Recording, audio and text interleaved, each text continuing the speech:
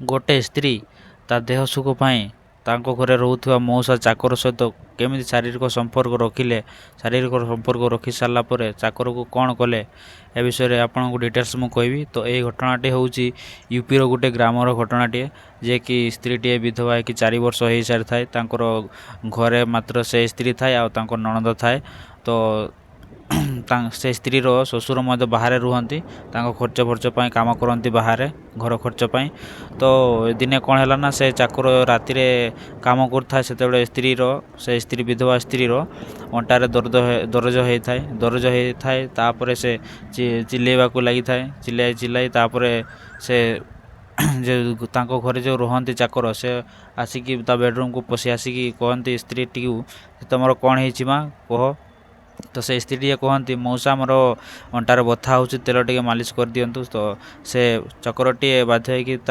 Hopper से मौसा बाध्य हो से स्त्री टी मालिश कर दिंती अंटार। तापर स्त्री टीर खराब नजर से चाकर मौसा प्रति पड़गला देह सुख पाए स्त्री टी से चाकर को यूज कला चाकर को जबरदस्त कला सब किसी काम करने देह सुख पाए स्त्री तापर से काम कर सारापर से दिन जिते से काम करते से काम खराब काम करते से स्त्री टीर ननद रूम उठी आसिकी देखला जे माने सेमती काम कर से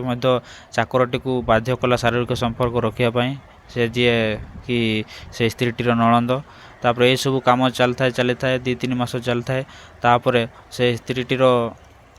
ससुर जे कि बाहर रुहंती से हठात कि आसी जाए दिने राति रे पहुँची जाए से जो समय पहुँची जाए से समय से 3 जन खराब संपर्क रखुता स्वार संपर्क काम करते से हठात पहुँचिकी रूम रे देखि सारापर से देखी दिए जे माने कौन कौन सब कर से स्त्री टीर ससुर जिते 3 जन को शारीरिक संपर्क करने को देखला से 2 जन से स्त्री और स्त्री ननद से चाकर को दोष देवा लगी पड़े से चाकर को बाड़े पिटिले ए आम सहित एमती जबरदस्ती कर डेली कर 2-3 मास डेली कर से ननद स्त्री ननद कहला बापा आप नथिले चाकर आम सहित एमती खराब काम करते आमको एमती जबरदस्त कराते ये सब कम। तापर से स्त्री टीर ससुर जी कि स्त्री ननदर बापा से चाकर को बाड़े घर काटिदेले घर काटिदेला किछि दिन गला पर से चाकर को से लोक को काम लगेगी मर्डर करदेले मर्डर कर सारापर ये घटना गुड़ाक आग को बढ़ी चलला। तापर किछि दिन पर पुलिस इनक्वारी पर से पुलिस जानिया को पाइले जे से जो घरे काम करथिले चाकर भाव से घर लोक मार देइचंती। तो से चाकर जो फैमिली थिले दूर संपर्क फैमिली थिले से माने एफआईआर कले एफआईआर कर सारा पर थाना को नहीं गले जो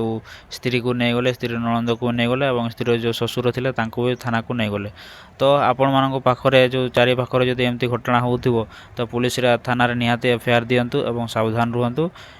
एतिकी रे मु रहउची नेक्स्ट वीडियो रे आपन सहित देखाएबी।